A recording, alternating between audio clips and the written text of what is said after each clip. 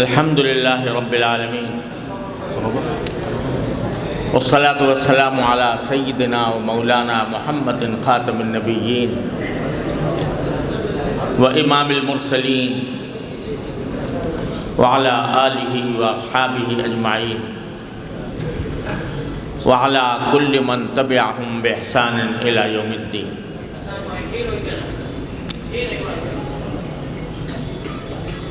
جناب صدر اجلاس، میرے انتہائی محترم بزرگ حضرت مولانا انوار الحق صاحب دامت برکاتکم العالیہ،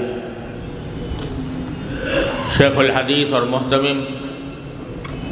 دارالعلوم حقانیہ اکوڑا خٹک، اور وفاق کے 40 سال سے زیادہ سے روح رواں اللہ تبارک و تعالیٰ ان کی عمر میں، ان کے علم میں، ان کے فیوض میں دن دگنی رات چوگنی ترقیات عطا فرمائے، اور دیگر حضرات علماء کرام جو اسٹیج پر تشریف فرما ہیں، اور وہ حضرات علماء کرام جو اس وقت میرے سامنے جن کا خوبصورت گلدستہ کھلا ہوا ہے، ان سب کو میں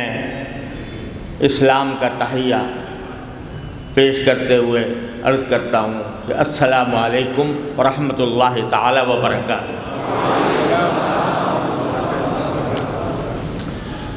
اس وقت میرے لیے اللہ جل جلالہ کی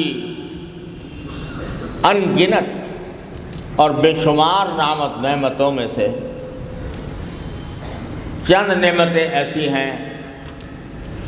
کہ جن کا شکر ادا کرتے ہوئے میں آپ کو بھی اس شکر میں شریک کرنا چاہتا ہوں۔ پہلی نعمت یہ ہے کہ میں اس وقت ایک ایسے اجتماع سے مخاطب ہوں جو اس صوبہ پختونخوا کی اگر علمی اور دینی اعتبار سے کریم کہا جائے تو بیجا نہیں ہوگا۔ مدارس دینیہ کے عظیم محتممین، اساتذہ کرام اور بہت سے شیوخ الحدیث کی مجھے زیارت کا شرف حاصل ہو رہا ہے، اور اس حیثیت میں حاصل ہو رہا ہے کہ انہوں نے مجھے اپنا خادم منتخب فرمایا۔ میں حضرت مولانا فضل الرحمان صاحب دامت برکاتہم العالیہ کا شکر گزار ہوں کہ اس خدمت کے لیے انہوں نے میرا نام پیش کیا، اس خدمت کے لیے جس کا میں اپنے آپ کو سچی بات ہے کہ اہل نہیں سمجھتا، لیکن بزرگوں کا یہ کہنا ہے کہ اگر کوئی خدمت اپنی طلب کے بغیر بڑوں کی طرف سے سپرد کی جائے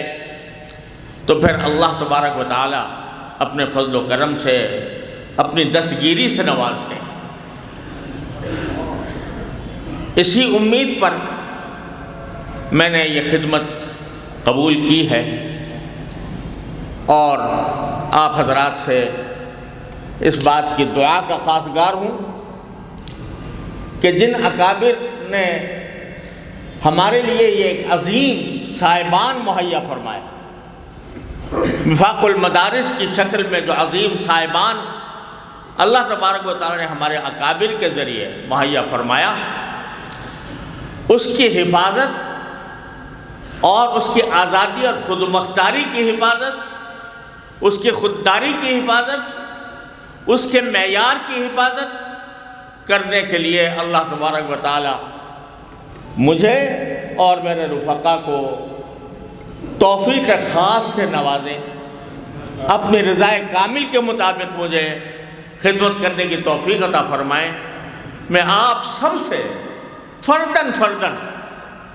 اس دعا کی درخواست کرتا ہوں کہ آپ مجھ ناکارہ کو اس دعا میں ضرور یاد رکھیں۔ دوسری بات یہ کہ اس عظیم ذمہ داری کے لیے میں تنہا یہ ذمہ داری ہرگز بھی انجام نہیں دے سکتا جب تک کہ اہل اور قابل رجال کار اور معاونین مجھے مہیا نہ ہوں۔ تو میں اللہ تبارک و تعالیٰ کا شکر ادا کرتا ہوں کہ اللہ تبارک و تعالیٰ نے وفاق کو ایک ایسا ناظم اعلیٰ عطا فرمایا جس نے اپنی جوانی کا سارا زمانہ اس وفاق کی خدمت کے اندر صرف کیا اور اکابر کے سائے میں رہ کر کیا۔ اللہ تبارک و تعالیٰ نے وہی ناظم اعلیٰ میری رفاقت کے لیے اللہ تبارک و تعالیٰ نے عطا فرمایا۔ تیسری بات یہ کہ اللہ تبارک و تعالیٰ نے مجھے یہ شرف بخشا کہ میں نے جن حضرات کو اپنا سرپرست مقرر کیا یا ان سے سرپرستی کی درخواست کی، انہوں نے میری اس درخواست کو محض اپنی شفقت کی بنا پر قبول فرمایا۔ حضرت مولانا فضل الرحمان صاحب دامت برکاتہم العالیہ، ان سے ہم نے درخواست کی کہ وہ وفاق المدارس عربیہ کی سرپرستی قبول فرمائیں۔ انہوں نے اپنے الطاف کریمانہ سے اس سرپرستی کو قبول فرمایا۔ میں ان کا تہہ دل سے اس پر شکر گزار ہوں۔ حضرت مولانا فضل الرحیم صاحب محتمم جامعہ اشرفیہ لاہور اور وفاق کے ان افراد میں سے جن کے سائے میں الحمدللہ وفاق نے ترقی کی ہے، ان سے گزارش کی گئی، انہوں نے بھی قبول فرمایا۔ اور حضرت مولانا مفتی مختار الدین صاحب دامت برکاتہم العالیہ، جن کا فیض الحمدللہ روز بروز دنیا میں پھیل رہا ہے، ان سے درخواست کی، انہوں نے بھی قبول فرمایا۔ اللہ تعالیٰ ان سب کو بہترین جزا دنیا و آخرت میں عطا فرمائے۔ پھر یہ پچھلے شورا اور عمومی کے اجلاس میں یہ طے ہوا تھا کہ 2 کے بجائے 4 نائب صدر ہوں گے، تو ایک حضرت مولانا انوار الحق صاحب دامت برکاتہم العالیہ سینئر نائب صدر کے طور پر پہلے ہی سے قبول فرما چکے تھے، اور اس کے بعد میں شکر گزار ہوں حضرت مولانا محمد سلیمان بن نوری صاحب کا اور حضرت مولانا عبید اللہ خالد صاحب کا، حضرت مولانا سعید یوسف صاحب کا، جنہوں نے یہ خدمت قبول فرمائی۔ اللہ تبارک و تعالیٰ ان کو جزائے خیر عطا فرمائے۔ حضرت مولانا مفتی محمد رفیع عثمانی صاحب دامت برکاتہم العالیہ، جو میرے بڑے بھائی ہیں، اگرچہ اس وقت وہ صاحب فراش ہیں، لیکن ہم نے ان سے بھی درخواست کی تھی کہ وہ سرپرستی قبول فرمائیں، تو الحمدللہ انہوں نے بھی قبول فرمائی۔ اور باوجود صاحب فراش ہونے کے ان کا دھیان، ان کے توجہات، ان کی دعائیں اس وقت وفاق پر مرکوز ہیں الحمدللہ۔ اور اسی طرح جن حضرات کو ارکان عاملہ میں نے اور مولانا حنیف جالندری صاحب نے باہم مشورے سے جن حضرات کو ارکان عاملہ کے طور پر ان سے درخواست کی کہ وہ ہماری مدد فرمائیں، میں ان کا شکر گزار ہوں کہ اللہ تبارک و تعالیٰ نے ان کو ہمارے لیے ایک بہترین رفیق بنایا۔ اور میں آپ سب حضرات کا شکر گزار ہوں جنہوں نے اس موقع پر سارے صوبہ خیبر پختونخوا سے جو پھیلا ہوا صوبہ ہے اور جس میں جیسا پہلے کہا گیا کہ مدارس دینیہ کی تعداد سب سے زیادہ ہے، الحمدللہ آج اس کا بہترین نمائندہ اجتماع میرے سامنے موجود ہے اور اسے دیکھ کر میں اپنی آنکھیں ٹھنڈی کر رہا ہوں۔ اللہ تبارک و تعالیٰ ان سب کو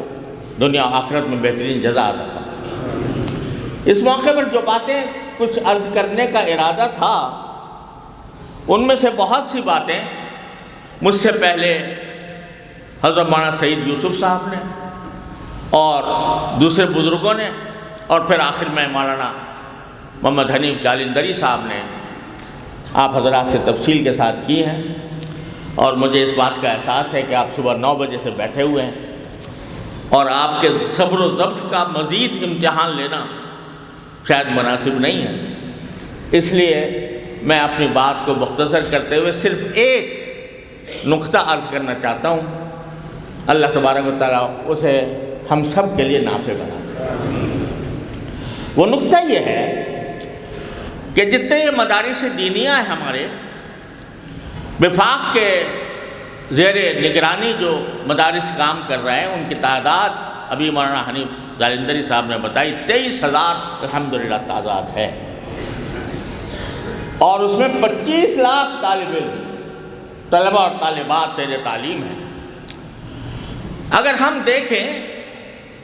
کہ ہم کہاں سے چلے تھے اور کن بزرگوں سے ہمارا رشتہ ہے، کہاں سے ہمارا آغاز ہوا، تو کوئی دوسرا جواب نہیں ہوگا سوائے اس کے کہ ہمارا نقطہ آغاز کیا ہے؟ دارالعلوم دیوبند۔ الحمدللہ ہم سب اس سے وابستہ ہیں، اسی کے خوش چین ہیں، اسی کے اکابر کی نقش قدم پر چلنے کے خواہش مند ہیں۔ تو اللہ تبارک و تعالیٰ کے فضل و کرم سے ہمارا رشتہ ان اکابر سے ہے، حضرت نانوتوی رحمۃ اللہ علیہ، حضرت گنگوہی رحمۃ اللہ علیہ، حضرت شیخ الہند رحمۃ اللہ علیہ، حضرت تھانوی رحمۃ اللہ علیہ، حضرت مدنی رحمۃ اللہ علیہ، حضرت مولانا شبیر احمد عثمانی رحمۃ اللہ علیہ، حضرت مولانا ظفر احمد عثمانی رحمۃ اللہ علیہ، حضرت مولانا جو قطب الاقطاب، ان حضرات سے ہمارا رشتہ ہے، اللہ تبارک و تعالیٰ نے قائم کیا ہے۔ ہماری جو صلاح و فلاح کا راز مضمر ہے وہ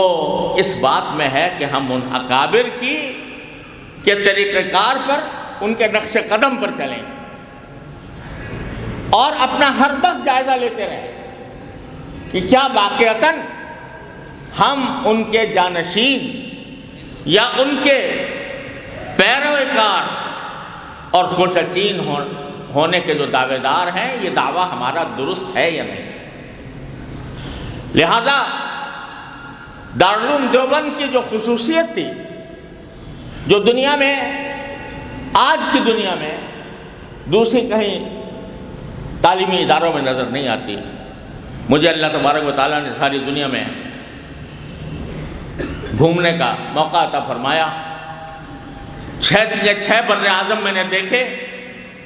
مسلمان ممالک میں سے کوئی ملک ایسا نہیں ہے جس میں مجھے جا کر علماء کرام سے اور وہاں کے مدارس سے براہ راست ملاقات کا شرف حاصل نہ ہوا، لیکن جب میں ان کا مقابلہ اور ان کا مقارنہ ان بزرگوں سے کرتا ہوں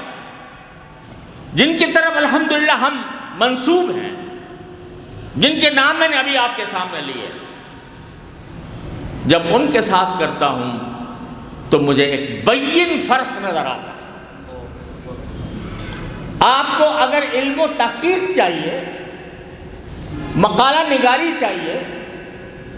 تو بے شک اس کے لیے بہت سے ادارے دنیا میں موجود ہیں،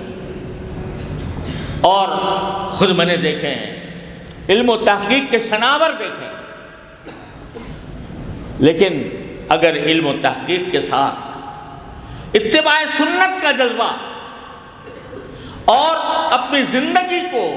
زندگی کے ہر قول و فعل کو اللہ تبارک و تعالیٰ کی رضا اور نبی کریم سرور دو عالم صلی اللہ علیہ وسلم کی غلامی میں گزارنے کا جو جذبہ ہے، جو یہاں پایا، ان بوریہ نشینوں میں پایا، ان بوریہ نشینوں میں جو پایا، وہ میں نے کہیں دنیا میں نہیں دیکھا الا ماشاء اللہ۔ جب دارالعلوم دیوبند قائم ہوتا ہے، میرے دادا حضرت مولانا محمد یاسین صاحب رحمۃ اللہ علیہ یہ دارالعلوم دیوبند کے ہم عمر تھے۔ جس سال دارالعلوم دیوبند قائم ہوا اسی سال میرے دادا کی ولادت ہوئی،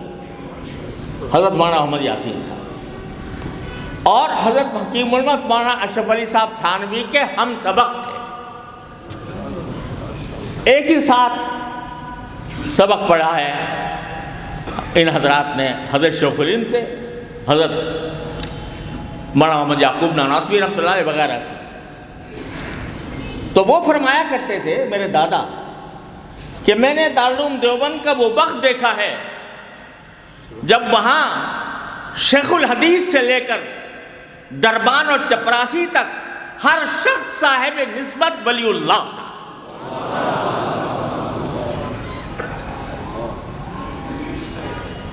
دربان گیٹ پر بیٹھا ہوا چوکیداری کر رہا ہے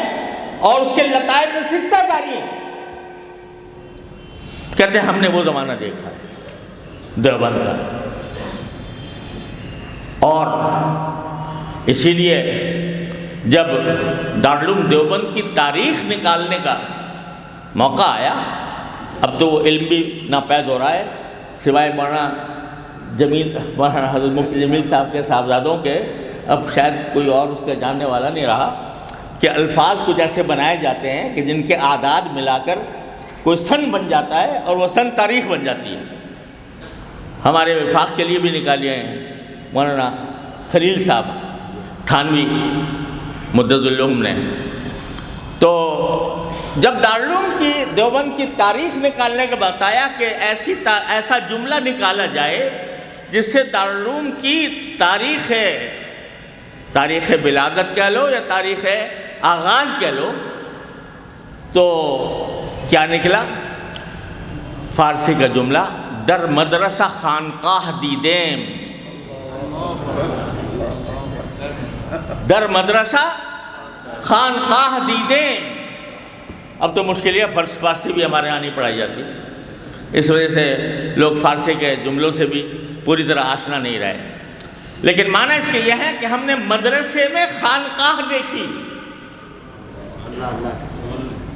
اور کسی نے یہ تبصرہ کیا تھا اور صحیح کیا تھا کہ دن کے وقت جا کر دیکھو تو یہ قال اللہ اور قال رسول کے پڑھانے اور پڑھنے میں مشغول ہیں، اور رات کے وقت جا کر دیکھو تو یہ اللہ تعالیٰ کی بارگاہ میں سجدہ ریز ہو کر گڑ گڑانے میں لگے ہوئے ہیں۔ وہی بات جو حضرات صحابہ کرام کے بارے میں ایک نصرانیوں کے ایک ایلچی نے جا کر کہی تھی،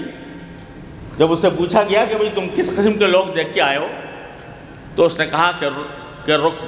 کہ رہبان باللیل رکبان بالنہار، یہ رات کے وقت میں راہب ہوتے ہیں، عبادت کرتے ہیں اللہ تعالیٰ کی، اور دن کے وقت بہترین شہ سوار ہوتے ہیں۔ تو ہمارے اکابر کا یہ رنگ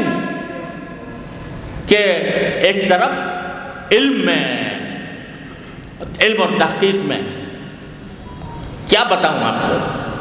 کس مقام پر پہنچے ہوئے ہیں۔ مشکل یہ ہے کہ آج کل ہم سوانے اپنے بزرگوں کی سوانے سے بھی غافل ہوتے جا رہے ہیں، اور میری گزارش ہے سارے اصحاب مدارس سے کہ اپنے اکابر جتنے بھی ہیں، حضرت نانوتوی رحمۃ اللہ علیہ سے لے کر حضرت مدنی رحمۃ اللہ علیہ تک، بلکہ بعد کے اکابر تک، ہر ایک کی سوانے ہر طالب علم کو، ہر استاد کو باستیعاب پڑھنی چاہیے، تاکہ اس کا مزاج پتہ ہو کہ ہمارے اکابر کا مزاج کیا تھا۔ تو وہ میں حضرت کا ذکر کر رہا تھا کہ الحمدللہ اس کے بعد ہم نے حضرت شیخ الہند کی زیارت نہیں کی، ہم نے حضرت شاہ صاحب کی زیارت نہیں کی، ہم نے حضرت تھانوی رحمۃ اللہ علیہ کی زیارت نہیں کی، ہم نے حضرت مدنی رحمۃ اللہ علیہ کی زیارت نہیں کی، لیکن الحمدللہ اللہ تبارک و تعالیٰ نے ان کے براہ راست فیض یافتگان کی زیارت گناہگار آنکھوں کو کرا دی ہے۔ براہ راست فیض پانے والے جنہوں نے براہ راست حضرت شیخ الہند سے پڑھا تھا، میرے والد براہ راست حضرت شیخ الہند کی شاگرد تھے، اور پہلی بیعت حضرت شیخ الہند سے تھی رحمۃ اللہ علیہ۔ حضرت بن نوری رحمۃ اللہ علیہ جو حضرت شاہ صاحب رحمۃ اللہ علیہ کے شاگرد خاص، حضرت مولانا شمس الحق افغانی صاحب رحمۃ اللہ علیہ، حضرت مولانا مفتی محمود صاحب رحمۃ اللہ علیہ جو حضرت مدنی کے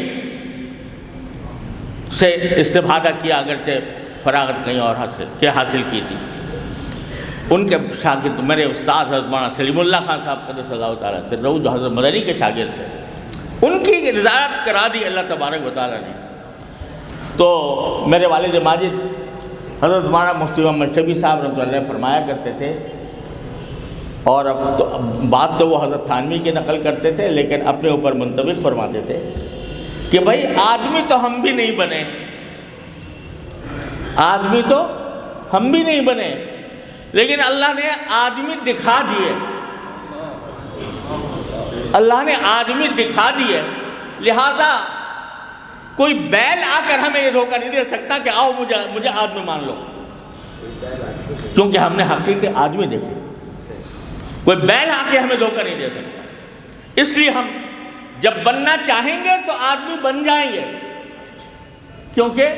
ہم نے آدمی دیکھے ہیں۔ تو الحمدللہ یہ ہمارے لیے خود ہمارے لیے نعمت ہے، یا وہ ان کی بات تو تواضعاً تھی، ہمارے لیے حقیقت ہے کہ اللہ تبارک و تعالیٰ نے ایسا آدمی دکھا دیا۔ تو میرے بزرگوں اور دوستوں، صرف ایک بات اس موقع پر عرض کرنا چاہتا ہوں، بہت دیر ہو چکی ہے، کہ ہمیں اپنے اس مزاج کو اور اپنے اس معیار تعلیم کو اور اس معیار عمل کو اگر ہم نے برقرار رکھا، انشاءاللہ دنیا کی کوئی طاقت ان مدارس کو ختم نہیں کر سکتی، کوئی طاقت ختم نہیں کر سکتی۔ الحمدللہ ہم کیسے گئے گزرے ہوں، لیکن اللہ تبارک و تعالیٰ سے جن بزرگوں کے ہم نے جوتے اٹھائے، ان بزرگوں کا یہ فیض ہے کہ اللہ تعالیٰ کے فضل و کرم سے حق کے بارے میں کبھی کوئی مفاہمت نہیں ہو سکتی، کبھی کوئی مفاہمت نہیں ہو سکتی۔ اور میں نے ایک جملہ پہلے کہا تھا، آج پھر دہراتا ہوں، ہم دشمن کسی کے نہیں ہیں، ہم دشمن کسی کے نہیں ہیں، اور نہ ہم مداہن ہیں، نہ کسی کی دشمنی ہے اور نہ مداہنت ہے۔ ہمارے سامنے اگر کوئی شخص حق لے کر آتا ہے تو ہم اس کی تائید کرنے کو تیار ہیں، لیکن اگر کوئی شخص ہمیں باطل پر چلنے پر مجبور کرے تو ہم اپنی تمام ناتوانیوں کے ساتھ اس کا مقابلہ انشاءاللہ کریں گے، مرتے دم تک کریں گے لیکن بشرطے کہ ہم اپنے اکابر کے مزاج و مذاق کو سمجھ کر اپنے مدارس کو اس کے مطابق چلائیں۔ آج ہمیں اپنے طرز عمل پر مدارس جس منہج پر چل رہے ہیں ان سب پر خود تنقیدی کی نگاہ سے دیکھنا چاہیے، آیا ہم ان اکابر کا جن کا ہم نام لیوا ہیں، ان کے طریقے پر چل رہے ہیں یا نہیں چل رہے ہیں، اتباع سنت کا اہتمام ہے یا نہیں ہے،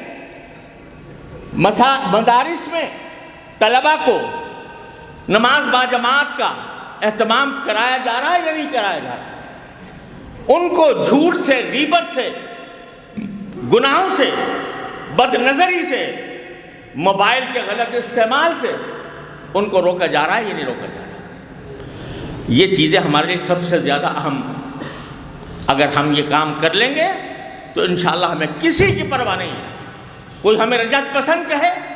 کوئی ہمیں دقیانوسی کہے، کوئی ہمیں یہ کہے کہ ان کو دنیا کی خبر نہیں ہے، یہ سارے تانے، سارے اعتراضات ہمارے گلے کا ہار ہیں۔ ہمیں سب منظور ہے، لیکن جو منظور نہیں ہے وہ نبی کریم سرور دو عالم صلی اللہ علیہ وسلم کی سنت کے اوپر ایک آنچ آنا ہمیں منظور نہیں کہ محمد سے وفا تو نے تو ہم تیرے ہیں، یہ جہاں چیز ہے کیا لوح و قلم تیرے ہیں۔ وآخر دعوانا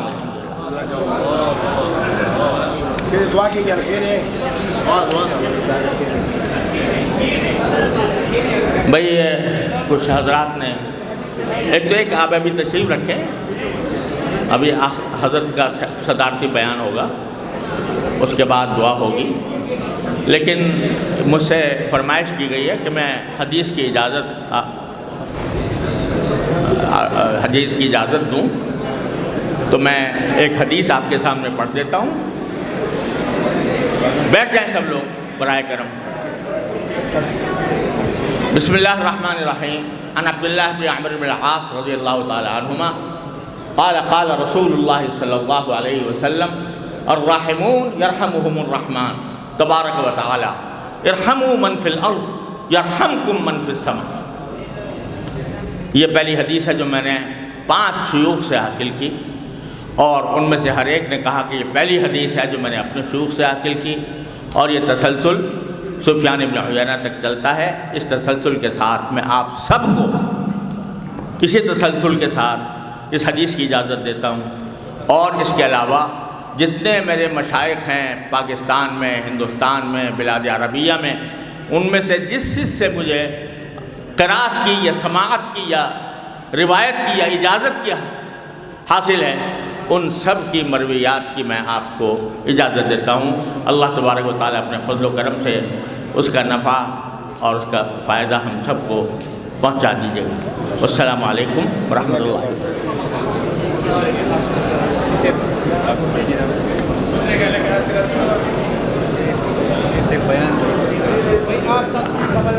سب ذرا تشریف رکھے۔ اب انوار